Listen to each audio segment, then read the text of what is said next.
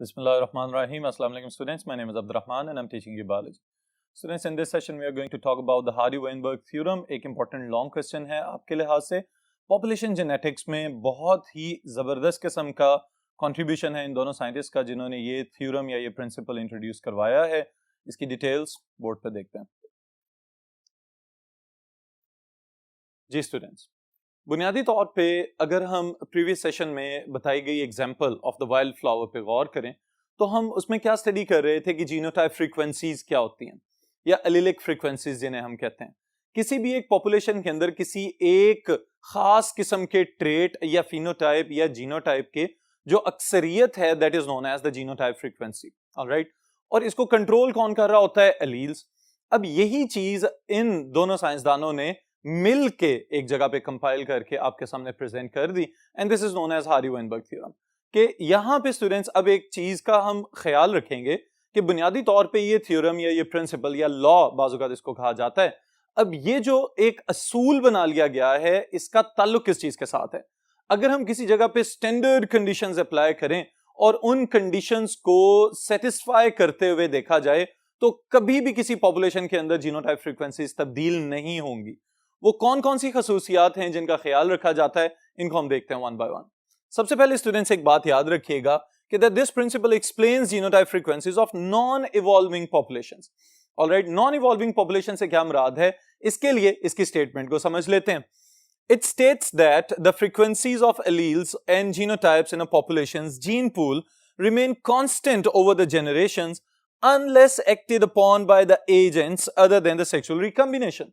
अब इससे क्या मुराद है कि अगर आपके पास एक डिप्लॉयड ऑर्गेनिज्म मौजूद है और उस डिप्लॉयड ऑर्गेनिज्म के पास दो डिफरेंट लोकाए मौजूद हैं और डिफरेंट टाइप्स के जीन्स मौजूद हैं, तो एक लोकस के लिहाज से जो जीन पेयर बनेगा उसको हम क्या कहेंगे? एलील. ऑलराइट, तो वो जो एलीलिक पार्टनर्स हैं या variants of the same genes हैं उनकी फ्रीक्वेंसीज में कभी भी कोई तब्दीली नहीं आएगी unless they are acted upon by some sort of external factor or external agent. All right students, अब फिर इसके साथ एक और चीज हम कंट्रीब्यूट कर लेते हैं कि अगर हम किसी भी पॉपुलेशन को यहां पे स्टडी कर रहे हैं तो कुछ फैक्टर्स उसके साथ रिलेट कर दिए जाएंगे कि जब तक इन फैक्टर्स को सेटिस्फाई नहीं किया जाएगा उस वक्त तक हार्डी-वेइनबर्ग थ्योरम को हम प्रूव नहीं कर सकते. वो कौन कौन से फैक्टर्स हैं?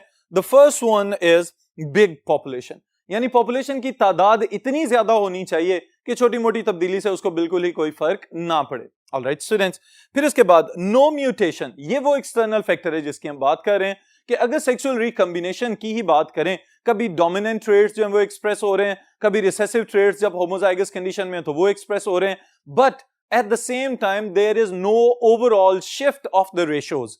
यानी डोमिनेंट हमेशा ही ज्यादा प्रोपोर्शन में मौजूद हों, रिसेसिव हमेशा ही कम प्रोपोर्शन में मौजूद हों और दरमियान में कुछ हेट्रोजाइगोट्स वगैरह भी मौजूद हों, तो इस कंडीशन को हम क्या कहेंगे कि the sexual recombination is not making any difference on the overall combination और the probabilities of the gene pool.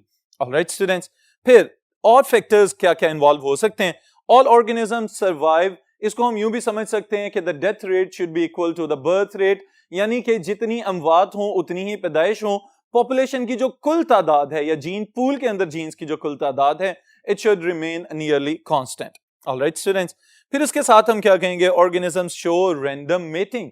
Random mating में अगेन वही प्रोबेबिलिटी होगी कि बेशक डोमिनेंट या रिसेसिव्स के क्रॉस बन रहे हैं, after the result of the sexual recombination we will get the same results. Alright students, और फिर इसके बाद एक अनोखा फैक्टर है, they show uniform reproductive potential, कि सब के सब रिप्रोड्यूस करने के काबिल हों. ऐसा ना हो कि कहीं कोई जेनेटिक ड्रिफ्ट की तरह का कोई एक फैक्टर यहां पे अप्लाई हो जाए और उस फैक्टर की वजह से पॉपुलेशन के अंदर शिफ्ट होना शुरू हो जाए जीनोटाइप फ्रीक्वेंसीज. ऑलराइट स्टूडेंट्स, अब इसी चीज को एक्सप्लेन करने के लिए या ये जो कंसेप्ट या स्टेटमेंट जो बनाई गई है, इस स्टेटमेंट को एक्सप्लेन करने के लिए हार्डी-वेइनबर्ग इक्वेशन का जिक्र किया जाता है जो बुनियादी तौर पे क्या है? It is simply a binomial equation. Alright जी स्टूडेंट्स, जो बायनोमियल इक्वेशन जिसकी हम बात कर रहे हैं ये आप लोग अपनी जूनियर क्लासेस में भी पढ़ के आ चुके हुए हैं. अगर आपको याद हो a plus B whole square is equal to a square plus 2ab plus b square. Alright, उसी इक्वेशन को यहां पे यूज किया जा रहा है for the exponential notion of the population genetics. अब स्टूडेंट्स यहां पे आप गौर करें, पहली स्टेटमेंट जो यहां पे लिखी गई है कि इस इक्वेशन को इस्तेमाल क्यों किया जाता है. It is used to calculate the frequencies of alleles and genotypes in population at equilibrium. अब ये वाली चीज बहुत ही ज्यादा गौर के काबिल है कि हम सिर्फ उन्हीं पॉपुलेशंस की बात कर रहे हैं जो पुराने सारे के सारे फैक्टर्स जो भी हमने डिस्कस किए हैं उन तमाम फैक्टर्स को जस्टिफाई कर रहे हो. ऑलराइट, जब तक पॉपुलेशन इक्विलिब्रियम पे नहीं होगी उस वक्त तक हम ये डोमिनेंस या रिसेसिवनेस और फिर इसके साथ ही साथ मौजूद आने वाली फ्लक्चुएशंस जो रेशियोज को तब्दील नहीं कर रही उनको स्टडी करने के काबिल नहीं हो सकेंगे. ऑलराइट स्टूडेंट्स, इसको जरा दोबारा समझ लीजिए कि पॉपुलेशन जेनेटिक्स में हम किस चीज को पॉपुलेशन एट इक्विलिब्रियम का नाम देते हैं कि जहां पे कोई भी तब्दीली वकू पजीर नहीं हो रही, बहुत ही स्टैंडर्ड कंडीशंस और एक यूनिफॉर्म एनवायरनमेंट प्रोवाइड किया जा रहा है. Organisms have enough resources, organisms have enough potential to reproduce and the death rates should be equal to the birth rates. तब जाके हम कहते हैं कि ये पॉपुलेशन इक्विलिब्रियम स्टेट पे पहुंच चुकी है. ऑलराइट स्टूडेंट्स, अब इसी चीज को यहां पे लिखा गया है कि बेसिकली क्या है, ये बायनोमियल इक्वेशन है जिसके अंदर हम दो फैक्टर्स को स्टडी करते हैं. और अपनी वाइल्ड फ्लावर वाली एग्जांपल अगर आपको याद हो जो हम प्रीवियस सेशन में डिस्कस करके आए हैं तो आपको याद होना चाहिए. वहां पे हमने क्या कहा था, pink colour is the dominant which is represented by symbol capital A और white colour is recessive which is represented by small a. तो ये वाले जो ट्रेट्स हम यहां पे डिस्कस कर रहे हैं, जो फिनोटाइप्स डिस्कस कर रहे हैं, उन्हीं की एलेलिक या जीनोटाइप फ्रीक्वेंसीज को कैलकुलेट करेंगे in this equation. Alright students, अब जरा गौर करें आप, तो ये क्या बता रहा है, p plus Q whole square is equal to P square plus 2pq plus Q square. अब ये है तो वही इक्वेशन जिसको हमने एक्सपैंड कर दिया. जब हम इसको एक्सपैंड कर रहे हैं तो हम ये भी समझ लेते हैं कि ये p और q किस किस चीज को यहाँ पे रिप्रेजेंट कर रहे हैं. इसके लिए स्टूडेंट्स आपने पॉइंट्स में ये वाली बातें याद रखनी है ताकि आपको ये सवाल याद करने में और फिर उसके बाद एग्जाम्स में एक्सप्रेस करने के हवाले से भी आसान लगे, क्योंकि मैथमेटिकल एक्सप्रेशन है तो इसमें बिल्कुल ही आसान पॉइंट्स मैंने यहाँ पे नोट किए हुए हैं. आप भी इन्हीं पॉइंट्स के फ्लो को जरूर याद रखिएगा. This sequence will be helpful. Alright students, अब देखें इसमें पहली चीज क्या है, P represent one allele that is dominant. और आप लोगों को याद होना चाहिए डोमिनेंट एलील कौन था, capital A, which is basically the symbolic representation of the pink color of the population. फिर इसके बाद students Q represents one allele that is recessive. और Q किसको रिप्रेजेंट कर रहा है, स्मॉल a या लोअर केस a को, जो कि रिप्रेजेंट कर रहा था white colour of the flowers को, तो वो व्हाइट फिनोटाइप का रिप्रेजेंटेटिव कहलाएगा. फिर इसके बाद स्टूडेंट्स इसी में से अगर हम फर्दर, चूंकि इक्वेशन को भी हमने साथ साथ देखना है, तो पी स्क्वायर को देखते हैं तो इसका मतलब ये होता है कि जहां पे होमोजाइगस डोमिनेंट कैपिटल ए और कैपिटल ए का कॉम्बिनेशन मौजूद होगा उसको हम कहेंगे कि it is represented by the P square in this equation. Alright students, फिर इसी तरह Q if it represents small a और लोअर केस a, इसका मतलब क्या होगा कि Q square small a homozygous recessive individual को रिप्रेजेंट करने के लिए इस्तेमाल होगा और इसी से हम इसकी जीनोटाइप फ्रीक्वेंसी को कैलकुलेट करेंगे. फिर इसके साथ 2pq अगर ये कॉम्बिनेशन बन रहा है तो it is the representative of the heterozygote individuals जिनके पास हाफ सेट तो डोमिनेंट एलील्स वाला है और बाकी हाफ सेट जो है वो रिसेसिव एलील्स वाला मौजूद होगा. फिर उसके बाद स्टूडेंट्स जो हमारी गिवन पॉपुलेशन थी ऑफ द 500 प्लांट्स, अगर आपको याद हो तो उसके अंदर हमने क्या डिस्कस किया था, the genotype frequencies of different alleles और the genes should be p is equal to 0.8. बुनियादी तौर पे ये किसको रिप्रेजेंट कर रहा है, जो आपका dominant genotype frequency capital A. Q represents 0.2. इसका मतलब क्या है कि ये रिसेसिवनेस की तरफ जा रहा है.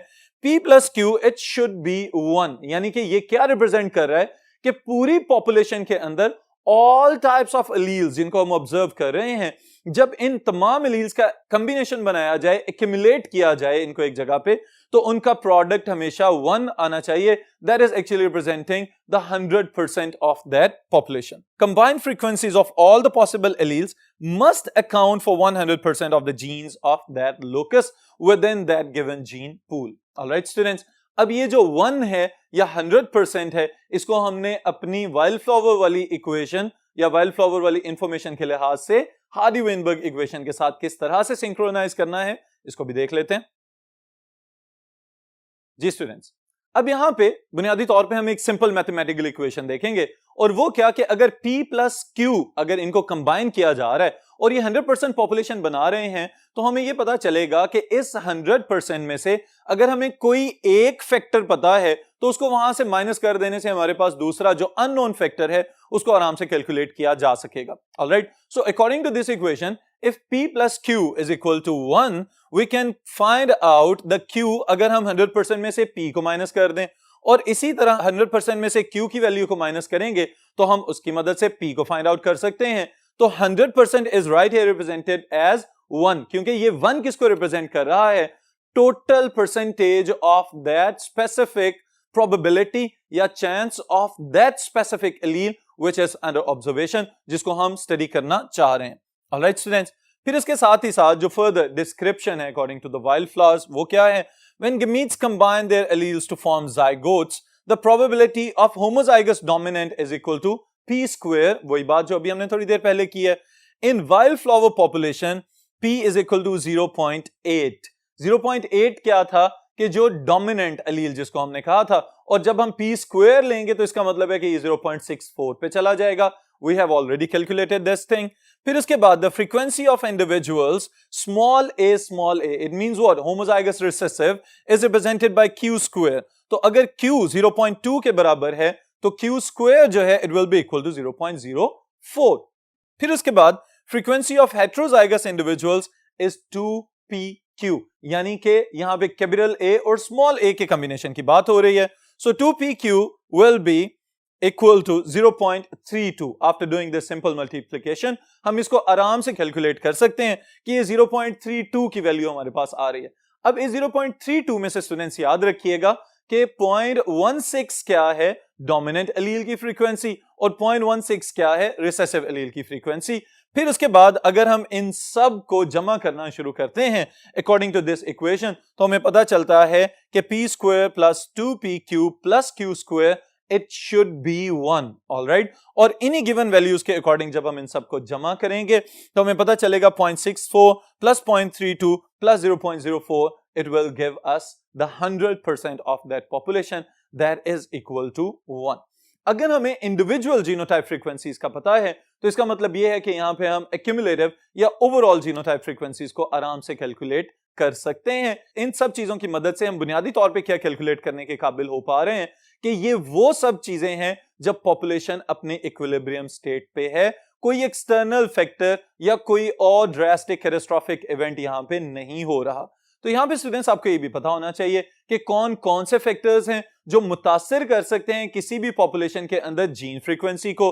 तो उसमें आप लोग याद रखिएगा कि माइग्रेशन अफेक्ट कर सकती है, म्यूटेशन अफेक्ट कर सकती है, जेनेटिक ड्रिफ्ट अफेक्ट कर सकती है, नॉन रैंडम मेटिंग या इनब्रीडिंग जिसे हम कहते हैं, और अल्टीमेटली सिलेक्शन इवेंट। ये सब वो फैक्टर्स हैं जो बुनियादी तौर पे किसी भी पॉपुलेशन की जीनोटाइप फ्रीक्वेंसी को मुतासिर करने की सलाहियत रखते हैं। इनके अंदर जो सबसे ज्यादा ऑब्जर्व की गई हैं चीजें, they are the bottleneck effect and the founders effect that we will study in genetic drift.